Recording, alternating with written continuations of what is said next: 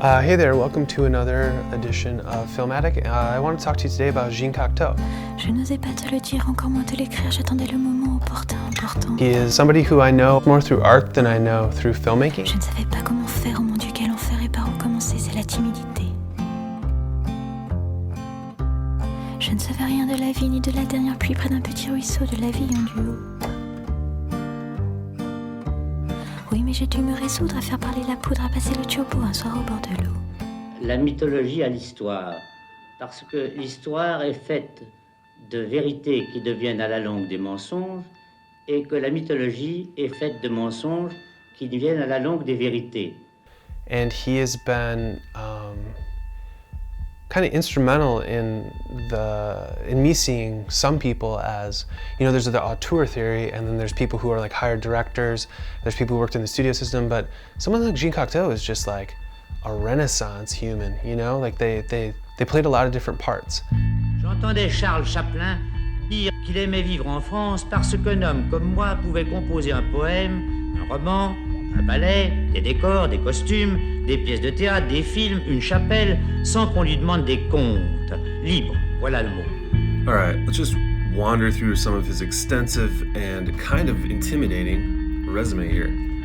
Not only was he writing novels, poetry, and creating small and large pieces of art, he also produced theater for almost 60 years, starting in 1917 with Parade and finishing in 1971 with Les Gendarmes Incompris. His plays reference his films reference his poetry references both. I mean, it seems like he goes back and forth. He has tons of poetry and also criticism, and I think that one of my favorite things that he had put together was this really good book called Jean Cocteau and the Art of Cinema.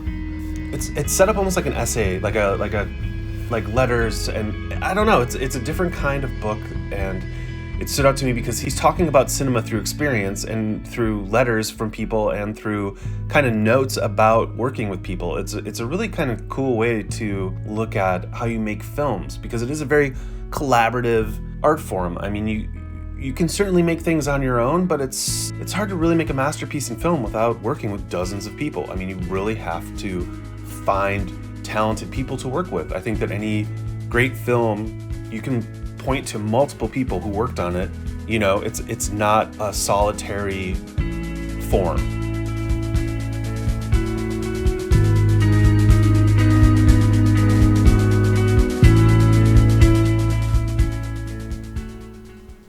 I think a lot of people will know him for his film Beauty and the Beast, and certainly that's a great French film. I think you could think of his career in film as somebody who's exploring the medium more than somebody who's a master of it. He was definitely on fire for like 5 years. Beauty and the Beast. Où allez-vous? Eagle with Two Heads, The Terrible Parents, Orpheus. These all came out between 1946 and 1950, and they stand alone as films that people still reference as far as their quirkiness, pacing, beauty, style. I think that, for somebody who probably wasn't 100% invested in cinema because he had so much else going on, that's not a bad resume. So I'm a traveler, and I think one of the places that I love most, especially for its deep embedded history with cinema, is Paris. And in the heart of Montmartre, there's a place called Studio 28. Kind of by Rue Lepic, which is also where they shot, parts of Amélie, is this old little cinema. It has a little backyard. This place is frequented by Jean Cocteau and Louis Buñuel. And in Paris, you can't turn a corner without running into where the Lumiere brothers first projected to an audience, or I was at a cafe drinking coffee one morning and turned the corner, and there's the original Pathé Cinemas, which is now La Famille, which is the National Film School of France, and the Cinémathèque is there, and Jean Cocteau's bumping around Paris, and it's one of those things where Orson Welles will run into him and he'll be part of this thing, and there's just so much history there, and I think that film lives within an audience, on screen, streaming, wherever you can find it, but also it lives within the streets of the places it was created in. Point is that it's hard to imagine one person being so many things and being so many things so well. I think that's the real exciting part about Jean Cocteau is that he has so many different facets to his talent as an artist and his capacity as a human to put out different kinds of art forms.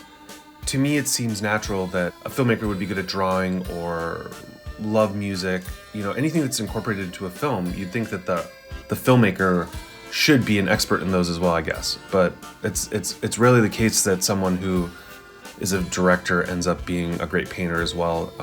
But Jean Cocteau is one of those guys. He's somebody who has high quality work in many forms.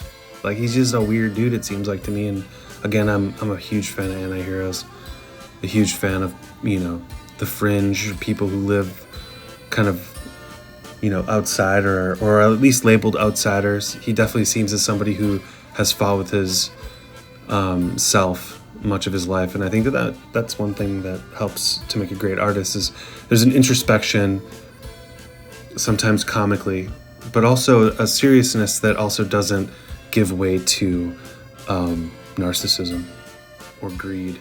I think that, again, people who are kind of on the periphery of what's happening are the people who end up kind of populating what is happening in the future. And I think Jean Cocteau is due for a renewal, and just watch his films and check him out, read the books, watch his art, spend your entire life learning about Jean Cocteau. I think you'll be a little wiser and a little bit more worldly if you do. Thank you. En vérité, mon œuvre me ressemble davantage que l'image que vous voyez dans ce moment-ci devant vous. Et si mon œuvre est valable, je voudrais qu'on écrive sur ma tombe, je débute.